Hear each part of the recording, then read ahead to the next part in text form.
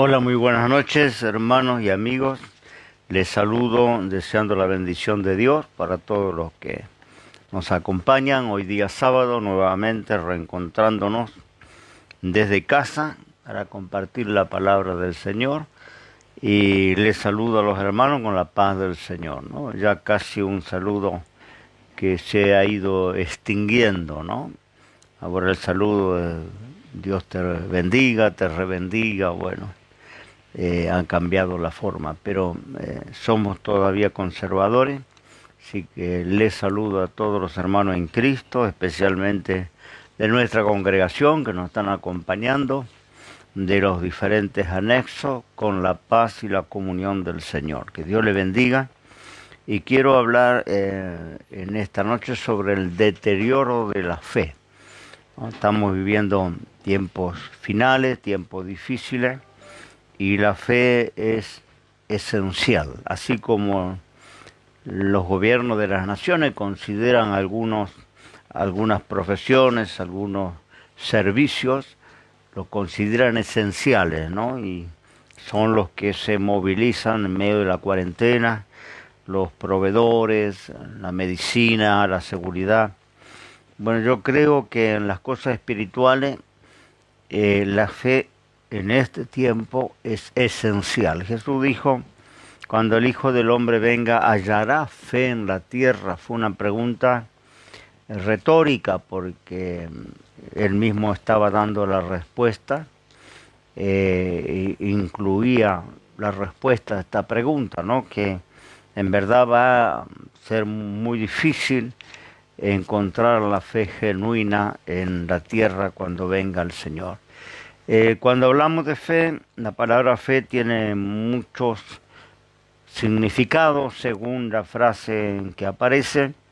Generalmente significa confianza, significa creer, pero también se puede, ¿no es cierto?, presentar como la esencia del Evangelio, ¿no? La fe que predicamos, la fe que creemos. Decía el apóstol San Pablo, la fe que antes perseguía. Esto, en esta forma del armado de la frase quiere decir toda la doctrina del Evangelio, ¿no? Y cuando hablo del deterioro de la fe, no solamente me voy a referir a la confianza y creencia que tenemos que tener en Dios y en la palabra de Dios, sino también a la esencia, las doctrinas del Evangelio, los fundamentos del Evangelio. En el libro de Habacuc, capítulo 2, verso 4, dice la Escritura, mas el justo por la fe vivirá. Es la única parte de todo el Antiguo Testamento donde aparece la palabra fe. Nuevo Testamento, la palabra fe es usada habitualmente y lo podemos encontrar muchísimas veces en las cartas apostólicas, en los evangelios, en el libro de los Hechos, pero en el Antiguo Testamento aparece una sola oportunidad, una sola vez, y es precisamente en el libro de Habacuc, capítulo 2, versículo 4. Y qué importante que esta única vez que aparece está diciendo el justo por la fe vivirá. Y esto es lo que necesitamos ahora, ¿no? Mantenernos, sostenernos, permanecer a través de la fe. Pero la fe se ha ido deteriorando en los últimos tiempos dentro del cristianismo. Hemos visto, ¿no es cierto?, muchos cambios que han sucedido, no digamos a través de los siglos, digamos las últimas décadas. Yo siempre digo que cuando me surgen inquietudes de parte de los seguidores en nuestra página de las redes, y me preguntan cómo es esto, qué piensa de esto otro, qué dice la Biblia de tal cosa. Yo digo, esto no tiene una trascendencia histórica. Esto ha aparecido en las últimas décadas. En las últimas décadas hubo ellos llaman, la mayoría, una evolución del Evangelio, una adaptación a los tiempos, un agiornamiento, ¿no? Podemos llamarle. Y esta evolución o adaptación del Evangelio a la sociedad o a los tiempos modernos ha traído, ¿no es cierto?, todo ese deterioro de la fe. Yo le llamo deterioro de la fe porque la Biblia habla claramente, ¿no?, sobre mantener los fundamentos. Así que Dios le bendiga a los hermanos que sin congregar, sin tener la administración habitual, pueden mantener lo que han aprendido, lo que han creído, permanecer en las enseñanzas, porque de eso se trata la llamada adaptación o evolución del Evangelio moderno, ¿no? Que finalmente ha traído un sincretismo. El sincretismo quiere decir una mezcla de doctrina, ¿no? Y el sincretismo ha aparecido dentro del cristianismo las últimas décadas de una manera impresionante, ¿no? Porque todo ha ido cambiando y cambia continuamente, ¿no? No es como hacía un lustro atrás, que de repente ser cristiano, permanecer miembro de una iglesia, cualquier iglesia podía ser optativa porque había una consistencia, una coherencia en lo que creíamos, lo que practicábamos. Un culto evangélico cristiano pentecostal era identificado por todos en cualquier parte del mundo. Pero hoy es difícil identificar la iglesia bíblica. Ahora es así que cuando recomiendo a alguna persona que dice no me siento cómodo donde estoy, no siento que sea mi lugar, le digo busca una iglesia bíblica, una iglesia que sea, ¿no es cierto?, conforme el modelo de la palabra, y es bastante difícil en todos los lugares encontrar una iglesia bíblica. A veces terminan aceptando el mal peor, ¿no? O el mal menor, perdón, el mal menor. Es decir, sé que hay algunas cosas, sé que esto no es de Dios, sé que aquello no está en la Biblia, pero bueno, es lo más parecido que pude encontrar, ¿no? Esto ha deteriorado la fe, la creencia, los fundamentos de la palabra del Señor, ¿no? Por eso decía Jeremías en el capítulo 6, verso 16, que el pueblo de Dios tenía que parar en los caminos, preguntar por la senda antigua, cuál fuera el buen camino y andar por él. Y hallaréis descanso para vuestra alma, era el final del texto. ¿No? La senda antigua, ¿no es cierto?, la doctrina que recibieron los apóstoles o que establecieron los apóstoles en la iglesia del siglo I y que a lo largo de los siglos no ha habido grandes cambios, ¿no? En algún momento, a través de la historia, se dieron algunas situaciones, pero generalmente se mantuvo una línea, pero en las últimas décadas hubo como una revolución espiritual que lo puso todo pata para arriba, ¿no? Todo, cambió todo. Y esto es lo que decía Pablo escribiendo la segunda carta a Timoteo, allí en el capítulo 4 de Timoteo, en el versículo 3, porque vendrá tiempo cuando no sufrirán la sana doctrina, sino antes, teniendo comezón de oír, se amontonarán los maestros conforme a sus concupiscencias y apartarán el oído de la verdad y se volverán a las fábulas, ¿no? Vendrá tiempo, bueno, estos son los tiempos que estamos viviendo donde estos cambios, ¿no es cierto?, nos han evitado el sufrimiento, porque la doctrina se sufre. La enseñanza, doctrina quiere decir enseñanza, ¿no?, en las cosas de Dios. Y la enseñanza se sufre porque nuestra naturaleza es contraria a la palabra de Dios, contraria a las cosas de Dios. Por eso hizo falta que Cristo muriera por nuestros pecados, porque nadie pudo guardar la ley, nadie pudo hacer lo bueno y agradable en los ojos de Dios. y lo dice el Señor mismo, todos se desviaron, todos se apartaron a una, no hay uno que haga lo bueno, no hay uno que busque a Dios. Por eso fue necesario el plan de redención a través de un sustituto que es Jesucristo, el Hijo de Dios. Entonces, nuestra naturaleza, la naturaleza humana, es contraria a la palabra, a la enseñanza, a los principios espirituales, ¿no? Se revela, no nos agrada, nuestra naturaleza lucha y tenemos que necesitar el auxilio de Dios, la obra del Espíritu Santo para poder ajustarnos a la obediencia de la palabra, ¿no? Entonces, por eso dice Pablo, no sufrirán. La doctrina se sufre. A nadie le gusta, ¿no es cierto?, dejar las malas costumbres, dejar los malos hábitos, dejar las adicciones.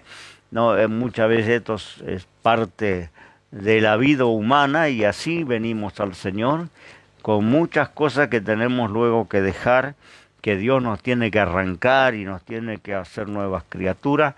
Y ahí es donde viene el sufrimiento, ¿no? La carne, ¿no? El ego, ¿no? Se sufre ante la obediencia de la palabra. Pero es un sufrimiento para vida, es un sufrimiento para transformación espiritual, es el sufrimiento que puede tener un ser vivo cuando nace, ¿no? A veces los animales, ¿no?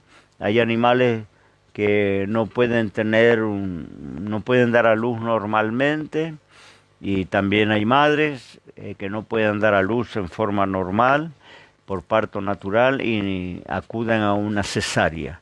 Y hoy la ciencia médica está reconociendo que los bebés nacidos de cesárea o las crías nacidas de cesárea, ¿no es cierto?, no tienen el desarrollo necesario que tendría alguien que nace en parto natural, porque el que nace en parto natural tiene que sufrir para pasar el canal uterino, para, ¿no es cierto?, dar la primera bocanada de aire, el primer llanto. Todo esto en la cesárea no ocurre, ¿no? Entonces hay siempre allí, ¿no es cierto?, algo que no está completo, ¿no? Y lo mismo es cuando nos sufrimos. En muchas congregaciones no sufren la sana doctrina porque la han cambiado, la han adaptado, ¿no es cierto? Algunos la han eliminado de sus predicaciones, no se habla, no se enseña.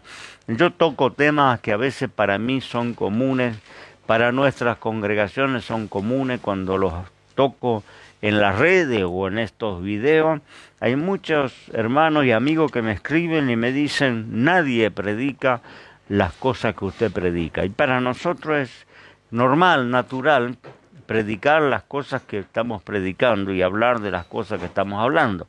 No hay nada de extraordinario, pero en la iglesia evolucionada, la iglesia que se ha agiornado, esa iglesia, esto parece, ¿no es cierto?, un lenguaje chino antiguo, porque gente cristiana que quedan desconcertados, me dicen: yo nunca oí algo semejante, wow, estoy aprendiendo con usted. Pero vuelvo a decir, eso hace el gran contraste entre la iglesia que conserva los fundamentos y la iglesia que ha evolucionado y que se ha adaptado a la sociedad. Y muchas veces, vuelvo a decir, en esa adaptación ha entrado, ¿no es cierto?, lo que las mezclas, que decía yo, el sincretismo, ¿no? Las mezclas, y las mezclas son peligrosas. El Señor aborrece las mezclas. Esto lo vamos a leer enseguida en el libro de Levítico. El Señor aborrece las mezclas, ¿no? Y ha dejado claras especificaciones sobre esto. Y esto ha ocurrido con el cristianismo. Se ha mezclado con filosofías orientales y con muchas veces también creencias afroamericanas. Mucho de esto hay dentro de los cultos modernos, ¿no? Mucha visualización, ¿no? Que la visualización viene de las disciplinas orientales como el hinduismo, ¿no? Todas estas cosas, el budismo, de allí vienen esta filosofía que la hemos adaptado con una frase, ¿no? Pensamiento positivo, ¿no? O declaración positiva. Y esto viene incluso de la nueva era, de la práctica de esta pseudo religión que es la nueva era.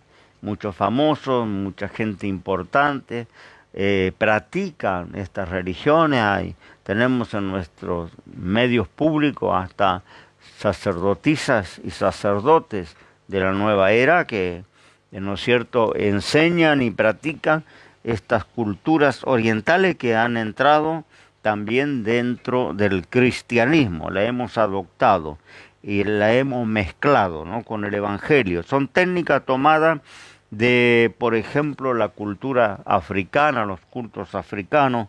Entre esto tenemos las caídas, las manifestaciones de la borrachera espiritual, la risa del espíritu, los encuentros de G12, tenemos la sanidad interior practicada, es una mezcla de psicología y terapia de grupo, ¿no? Con la fe cristiana, con la palabra de Dios.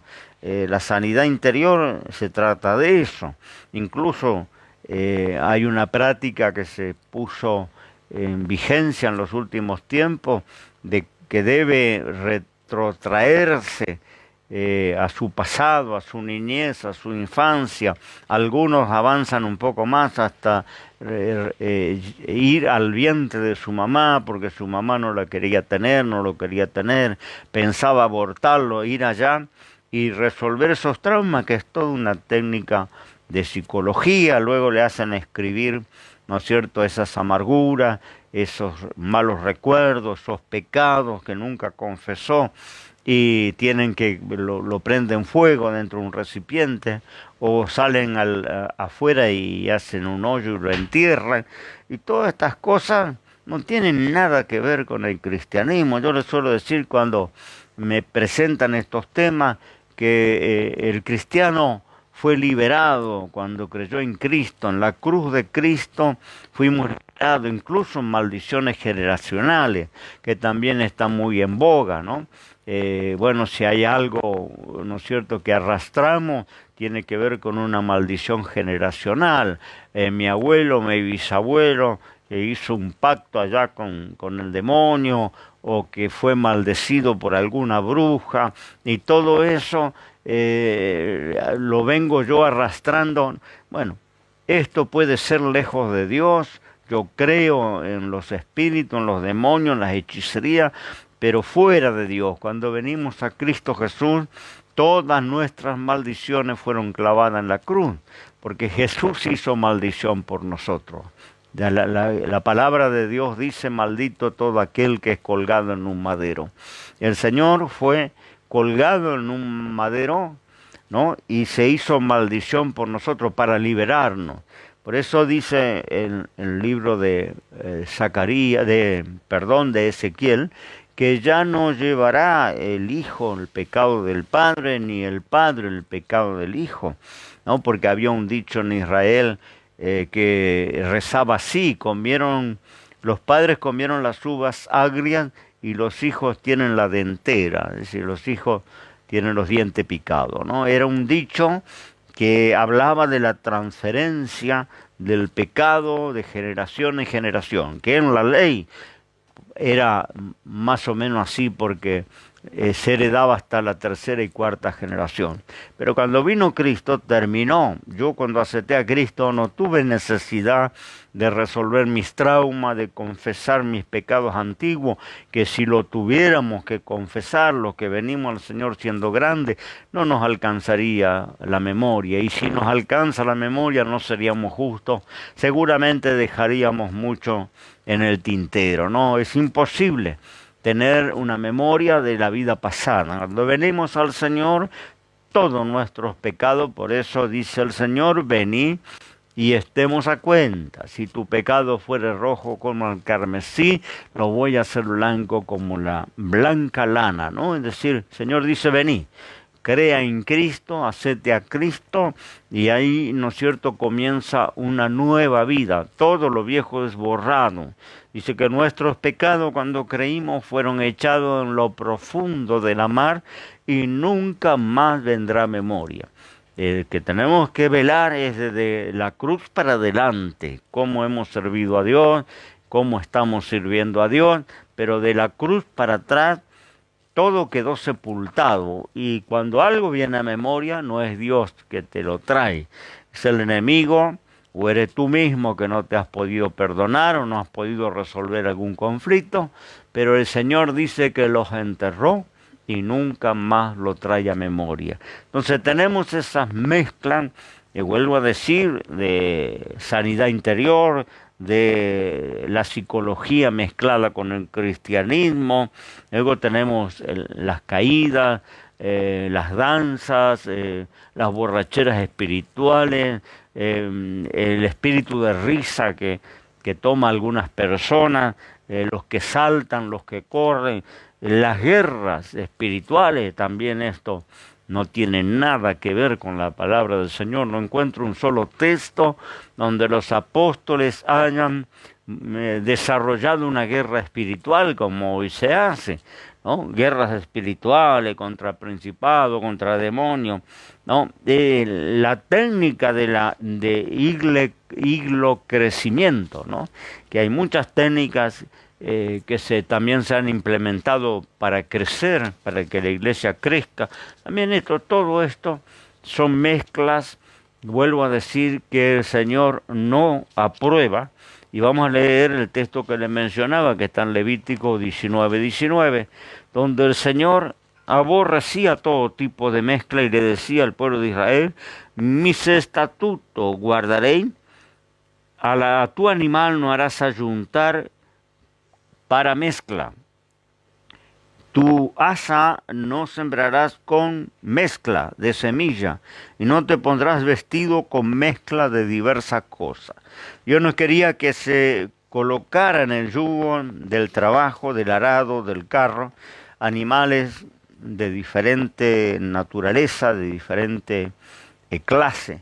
Había que colocar 2 bueyes, o había que colocar 2 burros, 2 caballos, pero no se podía colocar un caballo y un burro, o un buey y un caballo, porque esa mezcla no trae cosa buena, ¿no? Los animales, uno de los animales podía salir muy estropeado, incluso hasta perder su vida, ¿no? Podía morir. Yo no quería mezcla de semillas en los campos, y no quería mezcla en las vestiduras, no se mezclaran los tejidos, ¿no? Que a lo mejor era una protección por tantas alergias que hoy sufre el ser humano, ¿no? Quizás era una protección de salubridad, que el Señor decía: no mezclarás lana con lino, no se podían mezclar los tejidos. Entonces, esto es la esencia de esta enseñanza, que no era una sugerencia, no era una idea que Dios le estaba dando al hombre, era un estatuto, era un mandamiento que tenían que guardar por sus generaciones. Y bueno, esto luego, porque alguien puede decir eso es la ley, pero luego eso se traslada en las enseñanzas apostólicas, cuando habla el apóstol San Pablo del yugo desigual. El yugo está, ¿no es cierto?, referido a esa madera que se colocaba sobre los 2 animales que se ataban a una carreta o a un arado. Ese yugo aunaba las fuerzas de los 2 animales para tirar una carga o para un trabajo de agricultura. Eso habla el yugo. Y cuando Pablo toma esta figura, que la toma del Antiguo Testamento, dice que Dios no se agrada del yugo desigual.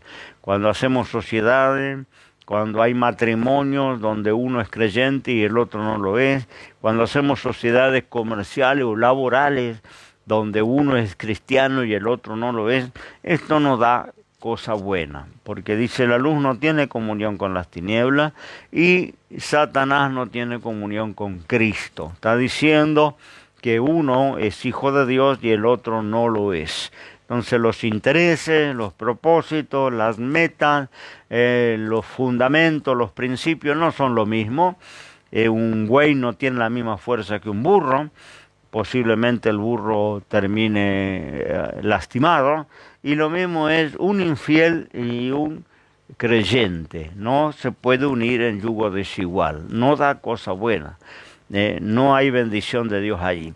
Y ahí estamos nuevamente enfocándonos en las mezclas que allá en el principio Dios prohibía y aborrecía, ¿no? Dios no quiere mezcla. Y en nuestro cristianismo hemos hecho una gran mistura, una gran mezcla, vuelvo a decir, de incluso filosofías que son totalmente paganas, y hasta puedo afirmar que hasta algo de satanismo ha entrado dentro de la fe cristiana, ¿no? Y lo afirmo con toda autoridad, porque verdaderamente el Espíritu de Dios me ha hecho sentir, viendo algunas de estas reuniones, que no solamente está operando el emocionalismo. Antes yo solía decir, cuando me preguntaban sobre estos temas, bueno, hay mucho de emocionalismo, mucho de sugestión, pero la cosa ha ido avanzando. Quizás entró como un emocionalismo, pero ahora directamente los espíritus han tomado posesión de las personas, y esto lo puede cualquier cristiano que tenga el Espíritu de Dios, puede, ¿no es cierto?, coincidir con lo que yo estoy diciendo. Ya son cosas que tienen que ver con el ocultismo, ¿no? Las religiones orientales, muchas de esas pseudo religiones orientales están asociadas con el ocultismo, con la magia, con el satanismo, y eso lo hemos incorporado dentro del cristianismo, ¿no? Y el tema de los pactos, el tema de el sellar la palabra, ¿no es cierto?, también con a veces un propósito de dinero, muchas cosas que en el último tiempo se han visto dentro del Evangelio, ¿no? Dios no les gusta las mezclas y lo pone como estatuto, ¿no? Estas técnicas que hemos incorporado dentro de la fe cristiana, ¿no? San Marcos, capítulo 3, verso 21 al 23, el Señor decía que cuando en los últimos tiempos nos dijeran, San Marcos capítulo 13, verso 21 al 23, entonces si alguno dijere aquí está el Cristo, o aquí, allí está, no lo creáis, porque se levantarán falsos cristos y falsos profetas, y darán señales y prodigios para engañar, si se pudiese hacer, aún a los escogidos. Mas vosotros mirad que yo lo he dicho antes todo. Está diciendo que no se olviden que Él nos advirtió antes que ocurriera, ¿no? Estos falsos cristos, falsos maestros, falsos profetas, ¿no?, que pensaba, ¿no?, es muy difícil que alguien se autotitule Cristo. Aparecieron en la historia, incluso en la historia contemporánea, uno o dos personajes ya no están en vigencia. Había aparecido uno de estos personajes que decía que era el Cristo, que Cristo estaba encarnado en él, que él era el Cristo que había venido por segunda vez. Puede aparecer, pero esto es muy raro que alguien se autodenomine Cristo. Es muy raro, ya directamente tiene que ser algo muy fuera de lo común. Pero tenemos que entender que la traducción de Cristo, de la palabra Cristo, es ungido, ¿no? Esa es la traducción a nuestro lenguaje castellano. Cristo quiere decir ungido. Ahora, ¿cuántas veces hemos escuchado en las últimas décadas, porque esto no, cuando yo me convertí no existía, yo me convertí hace casi 50 años, y no existían los apóstoles, los profetas, los reverendos, los licenciados, ¿no? Estos títulos que hoy se adjudican, ¿no es cierto?, predicadores, no existía. Por lo menos, y si hay gente de mi época que se convirtió hace 5 décadas atrás, 4 décadas atrás, no existía, no había el ministerio apostólico y profético, esto no existía tampoco, nunca existió en la historia de la cristiandad. Esto también aparece en esa evolución, en esa adaptación de la iglesia, ¿no? Entonces tenemos ahora una cantidad de ministerios apostólicos y proféticos a los cuales le ofrecen cobertura a los pastores normales, y si no tiene esa cobertura no es una iglesia bíblica, ¿no? Y esto tampoco tiene fundamento en la palabra. Los apóstoles fueron 12. Cuando Juan ve la Jerusalén del cielo que desciende en esta revelación, sus fundamentos, dice que en los fundamentos había 12 nombres escritos, y esos nombres eran los nombres de los 12 apóstoles. No había 1500 nombres, no sé cuánto habrá hoy, ¿no? Yo creo que son miles, porque en el mundo entero ha entrado ese movimiento apostólico y profético, ¿no? Y en todo el mundo han entrado los títulos, porque ahora llamarse pastor parece que no tiene la altura, el nivel de un apóstol, de un profeta, de un licenciado, doctor o reverendo, ¿no? Y sin embargo la Biblia habla de pastores, evangelistas, no habla de apóstoles. Los apóstoles fueron los que colocaron el fundamento, y ese fundamento ya está colocado y nadie puede meter la mano en los fundamentos, porque dice que, ¿no es cierto?, nadie puede colocar otro fundamento que el que fue puesto, siendo la principal piedra de esquina Jesucristo mismo, y luego el fundamento de apóstoles y profetas. Que bueno, vuelvo a decir, si miramos allí en la revelación de Juan, cuando Dios le muestra el trono en el cielo, el trono de Dios, dice que se colocan 24 sillas y 24 ancianos se sientan alrededor del trono.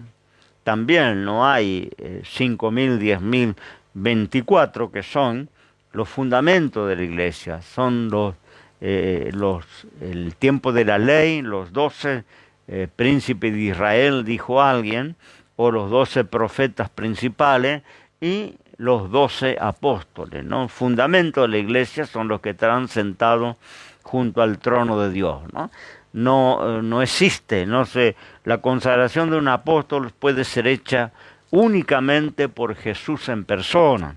Jesús en persona constituyó, llamó y ordenó a aquellos primeros 12 apóstoles.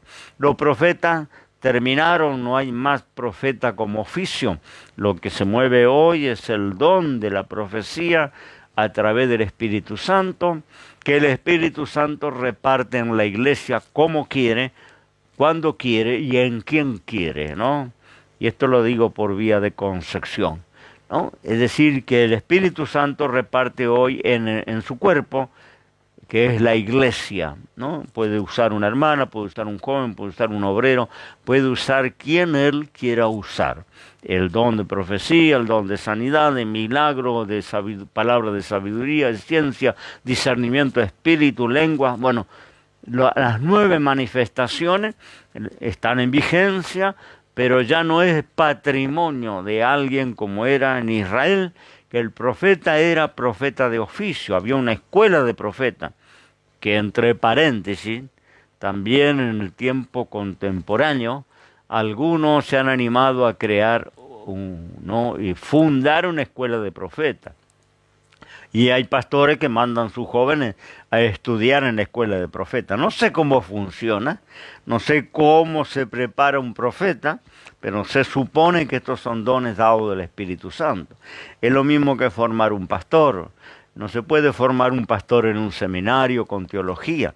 Se le puede instruir a una persona para que luego Dios le llame y le levante como pastor. Bienvenido sea si tiene una preparación previa. Pero la preparación no constituye pastor. Y a veces los seminarios, cuando se gradúan, hacen un ordenamiento de pastores y pastoras. y luego van a ir a golpear la cabeza y a sufrir porque no está el llamado, ¿no? Tiene que ser llamado de Dios, tiene que ser ungido de Dios, tiene que ser capacitado y equipado de Dios. El equipamiento lo da Dios. Luego el conocimiento, que yo no estoy aparte, ¿no? Conocimiento es muy importante, saber lo que enseñamos, tener un conocimiento, pero conocimiento no es la vocación y no es el llamamiento, ¿no? El llamamiento viene de Dios, la vocación viene de Dios. Entonces, profeta de oficio había antes en Israel, donde había escuela de profeta, y algunos varones de Israel asistían a esas escuelas y se ordenaban profetas oficiales. Y el profeta oficial de Israel era profeta a las 24 horas. Hoy no funciona así, porque si no, le hago un desafío a todos los profetas que andan por allí dando vueltas, que nos digan cuándo va a terminar este asunto de la pandemia.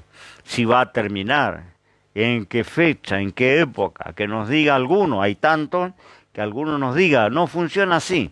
Si hubiera hoy vivo algún profeta de Israel, podríamos ir a consultarle y él nos diría exactamente qué ocurrirá con esto. Porque el profeta era profeta a las 24 horas.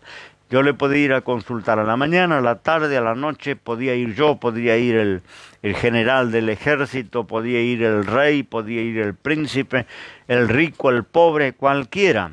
Acordémonos de aquel Saúl cuando era un chico y buscaba unos animales que se le perdieron al padre. Después de andar y cansarse y no tener resultado, con su compañero dijeron, vayamos a consultar al profeta de Dios.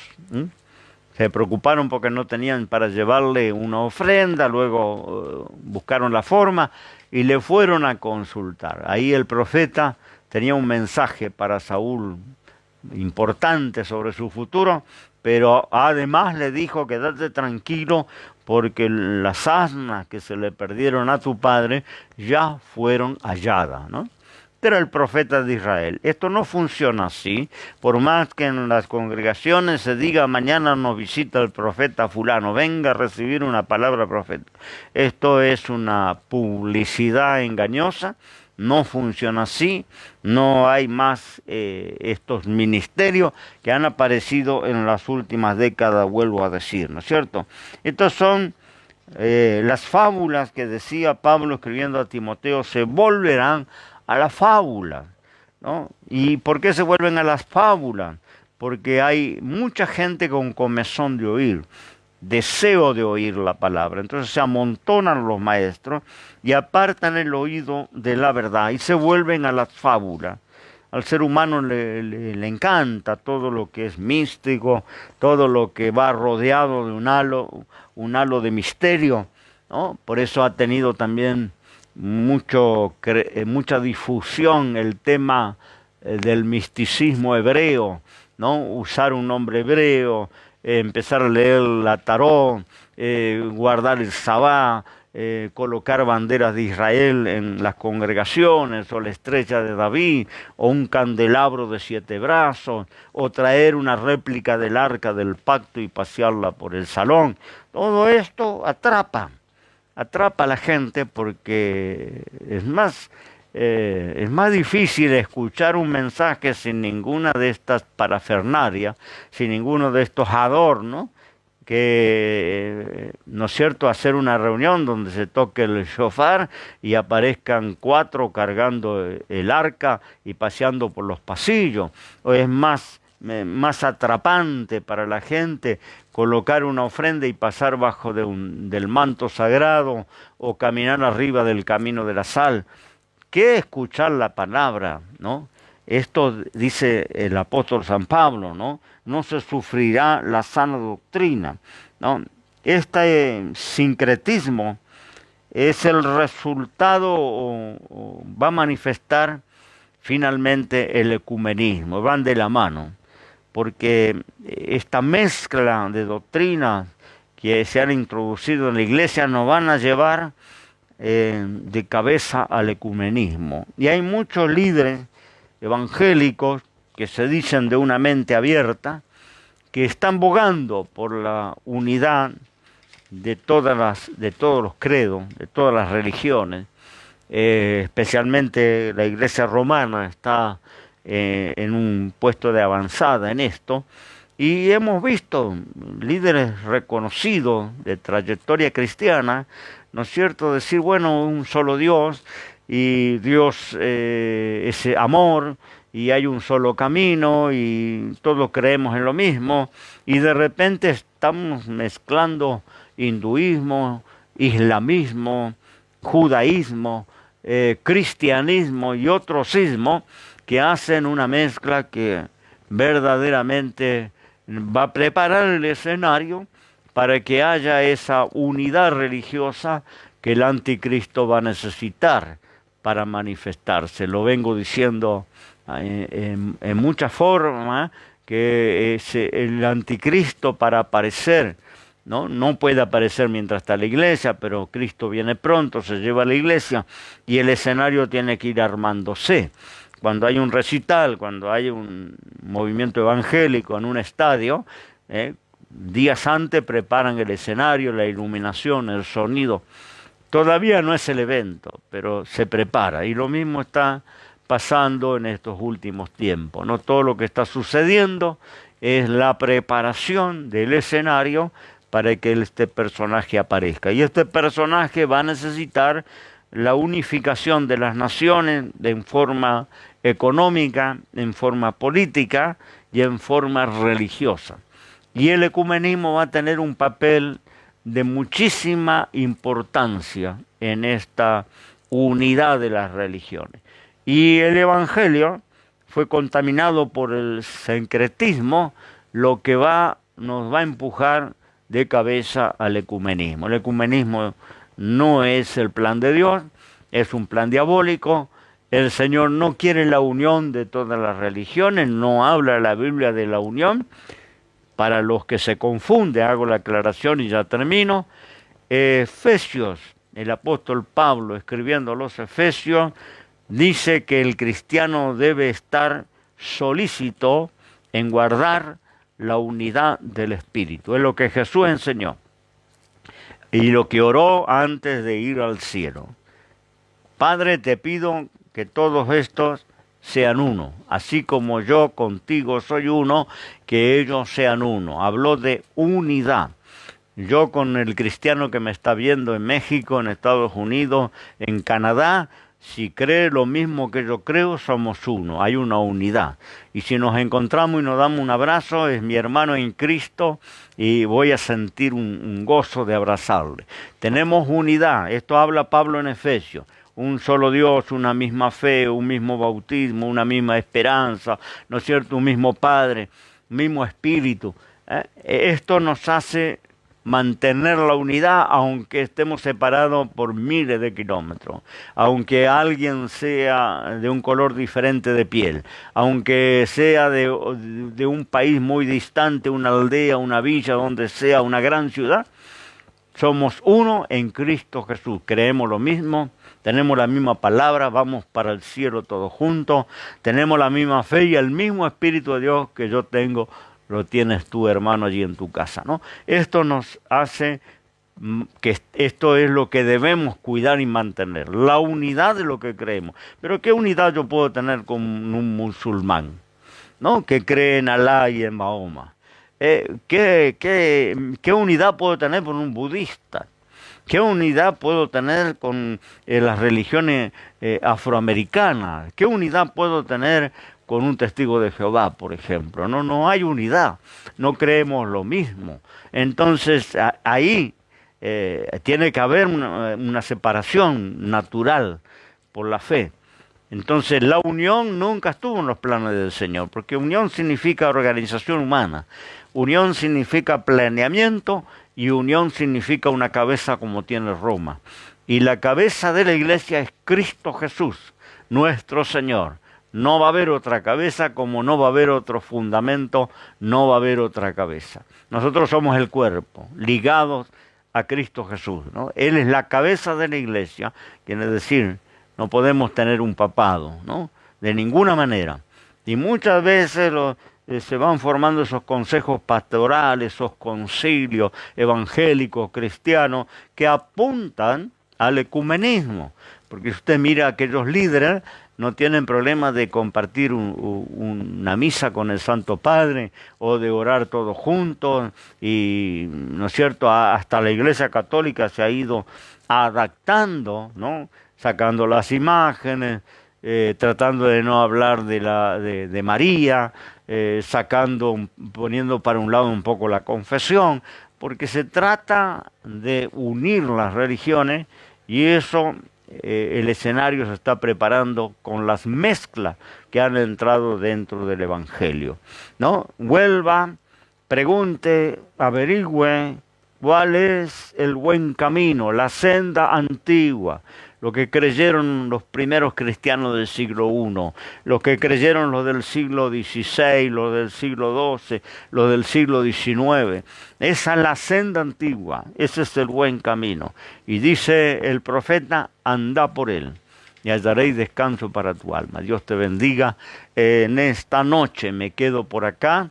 Si Dios quiere, nos vamos a reencontrar el día miércoles 19:30 horas. También recomendándole nuestra página de las redes de Facebook. Me puede encontrar por Sergio Hebel. Tengo 2 páginas. Ya saben los hermanos, perdimos la página pública, volvimos a reabrir una. Estamos procurando que usted nos ponga me gusta, que usted nos haga un comentario, que usted nos siga. Queremos recuperar los seguidores que hemos perdido, porque al perder la página hemos perdido miles de seguidores. Si usted era uno, nos va a encontrar fácilmente por el mismo nombre, el mismo pastor. Y también estamos con un canal en YouTube que también por Sergio Hebel puede encontrar y suscribirse y dejar sus comentarios. Cuando encuentro los comentarios, las preguntas, los pedidos, siempre lo contesto y lo contesto en forma personal.